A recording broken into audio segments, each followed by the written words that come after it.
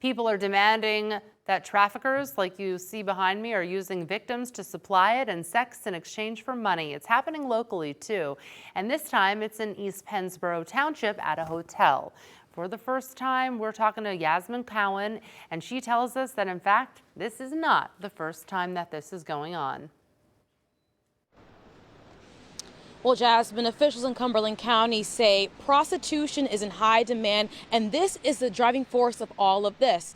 But this task force was going to show us how they're cracking down of that. The demand, the people that are pumping the money into the system, which causes human traffickers to continue to operate. So what we're trying to do is cut off the money supply on the front end. After a recent undercover operation where police posed as prostitutes at a hotel in East Pennsboro, police arrested the 7 men you see on your screen, who officials say were looking to pay for sexual services.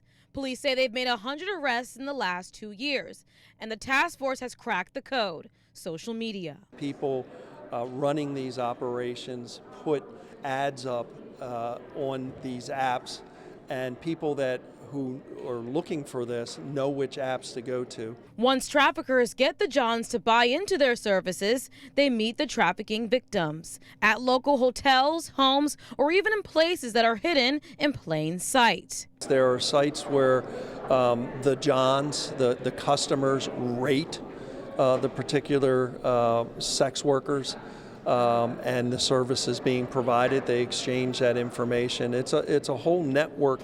The DA says the right conditions have attracted human trafficking operations in Cumberland County, with highways, warehouses, and trucking bringing a lot of extra traffic.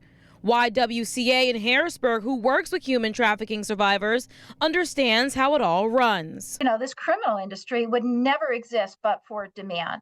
And unfortunately, our society has objectified women, has sexualized women, but also, men are victims as well. Young girls, young boys. There's not a lot of discrimination here when it comes to buying sex and forcing labor. District Attorney McCormack says the task force will continue to do their job, and that if you try to solicit sex or do any of this kind of behavior, there is a chance you could run into an officer and they will prosecute you to the fullest extent. In East Pennsboro Township, I'm Yasmin Cowan, CBS 21 News. Yasmin, thank you. You know, this steam comes several months after another human trafficking bust in Cumberland County where the owner of a massage parlor was charged. Take a look at this. Lee's Asian Spa. It was on the radar of investigators after they searched another parlor, GL Massage Therapy, last October. Both spas were looked into after accusations that customers were paying workers to perform sex acts on them. Those businesses are now both listed as permanently closed.